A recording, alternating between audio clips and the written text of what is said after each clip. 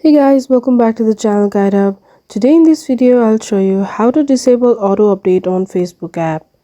You can disable Facebook app's auto update through Play Store if you're using an Android and through App Store if you're using an iPhone. Here, open Play Store on your phone. As you can see, we are on the home page. Tap on the search icon at the bottom right corner. In the search bar, type Facebook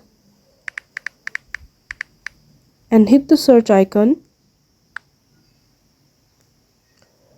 Tap on Facebook icon. Here you can see app information on this page. To disable auto update, tap the three dots at the top right corner. As you can see, enable auto update mode is on. To turn off auto update mode, tap on enable auto update. Again, tap the three dots at the top right corner to check whether auto update has been disabled or not. As you can see in this page, auto update has been disabled.